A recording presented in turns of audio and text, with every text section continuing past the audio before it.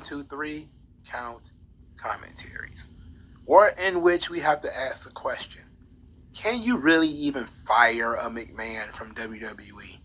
So the internet was on fire, as people have said Shane McMahon was fired from WWE following ... a myriad of things, but they cannot seem to keep their story straight, these dirt sheets. All right, so what do we know? So what we know is that February 2nd, Shane McMahon was quote-unquote quietly let go from WWE following the Royal Rumble, and that he will have no more advertised showings. So from some details, a lot of this stuff comes from Ringside News and Meltzer, which probably means it's about as true, the moon being made of cheese, but we're going to entertain it. All right, so from what I understand from bits and pieces of different articles from Ringside News and Meltzer and Fightful, here's what we got. That Shane McMahon was frustrated about some ideas of his being shot down for the Royal Rumble. And because he was, quote, greatly preoccupied by his own spot in the match, that's led to a lot of changes that were being made, especially in the later part of the match. And that Shane was, quote, heavily involved in the Men's Royal Rumble match, but was, of course, like I said, preoccupied with his own space. Some people have said that he was the lead producer from the match. Some people say he wasn't a producer from the match. Of course, nobody knows, because people who claim to have sources don't know these things. So they said it was about Bad Bunny, that he jostled around Bad Bunny's entrance. I don't know what that means or why that's supposed to matter. But apparently it was about, WWE looked bad to Bad Bunny, or, such a high profile celebrity. And now his talent contract has been quietly dropped, and that his WrestleMania program has been dropped, and that he was supposed to wrestle in the Elimination Chamber match, but that spot was given to Austin Theory. And speaking of Austin Theory, Shane McMahon was supposed to wrestle Austin Theory at WrestleMania in the culmination of the Vince McMahon-Austin Theory storyline. This is all the little bit of details that we know, and that I can put together from the various articles, at least from the people who claim to be confirming stuff. So, as per the usual, I operate as if these things are true, but I don't take them at face value. Here's the issue here. None of these people mentioned Shane McMahon at all before he appeared at the Royal Rumble. When all these people were asking the question, what is the big deal with this Austin Theory, Vince McMahon stuff? Where is this going? Nobody said, he's going to wrestle Shane at WrestleMania. Nobody thought that. Nobody said that. Nobody said that at all. Now, all of a sudden, that was the plan the whole time. They act like they knew it for sure. Oh, yeah, we knew that. That's going to be the plan the whole time. They said that Shane will not be advertised for any more bookings. But Shane was never advertised. He's almost never advertised to show up on this show. He wasn't advertised before the Royal Rumble. So why would he be advertised afterwards? If somebody can show me that Shane McMahon was advertised for the Royal Rumble or some type of show, please do so. Please show me that Shane McMahon was advertised and now he is no longer being advertised. To me, it seemed like Shane was just the only really surprise that they had for that show. Then we got Shane was the lead producer for the show. Then Shane was not a producer, but he was involved in some way. Then it was Shane had a bunch of ideas for matches that he was going to be involved in. Vince told him no, and this upset him to the point where he botched the whole Royal Rumble match. And then he was fired for this. None of this makes any sense, right? For starters, every member of the McMahon family, including Triple H, has ownership stock in the WWE. You can't fire Shane, okay? You can't fire him. You're not going to fire Shane. If anything, the storyline probably went, and this is probably closer to the truth. If I'm accepting all of this is true, it's still not going to be they fired Shane. What it's going to be is maybe Shane had an idea, and then that idea was tabled. You know what, Shane? We don't like that idea. We're not going to do it.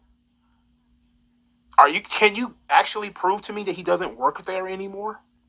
Because it went from Shane McMahon is let go from WWE to quietly.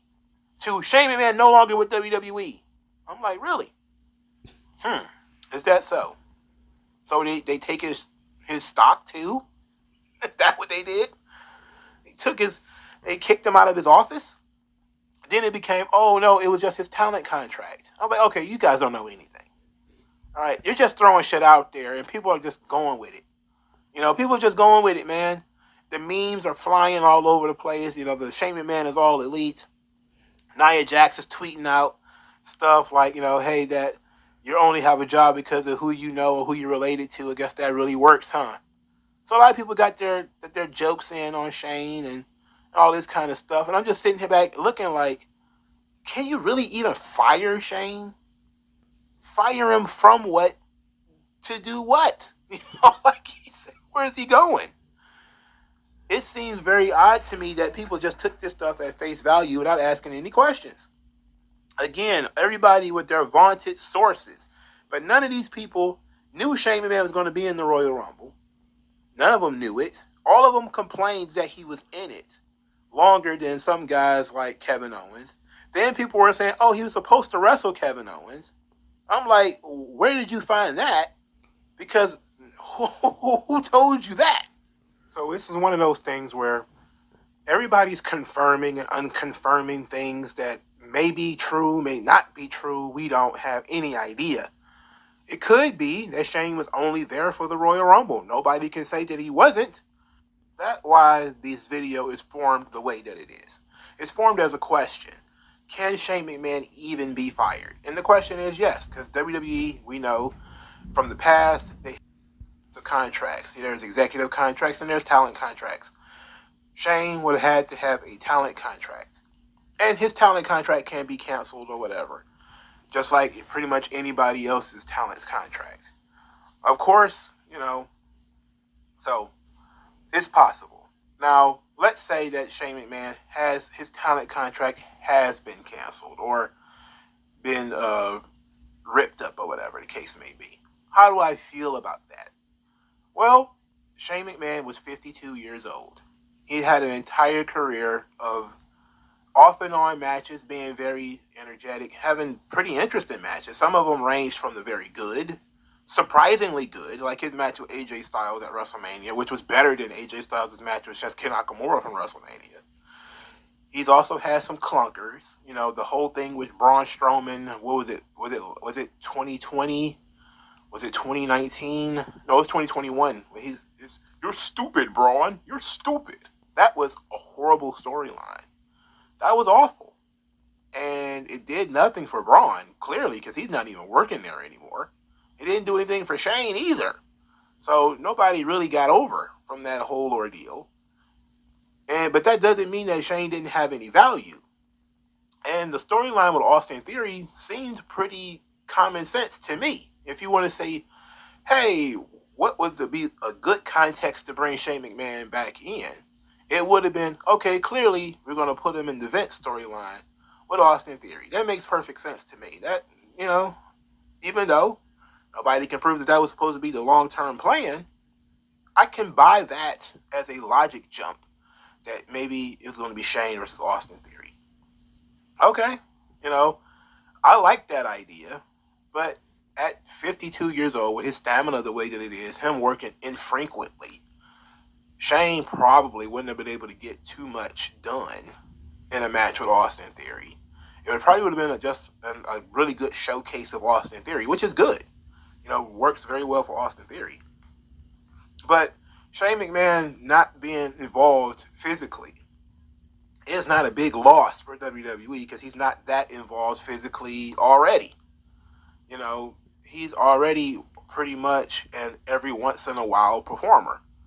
It's not, and you can't really guess when Shane McMahon is going to pop back up, except for a Royal Rumble or Saudi Arabia.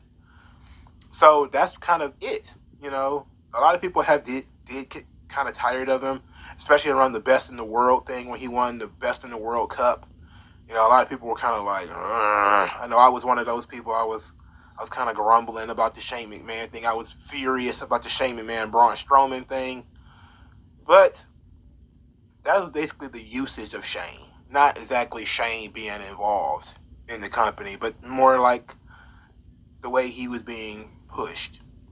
Now, it was weird that Shane McMahon was in a strike exchange with like Matt Riddle at the Royal Rumble. Like, that was pretty funny. I don't think it hurt Riddle at all. Riddle's character is not really based on his UFC or MMA pedigree quite yet.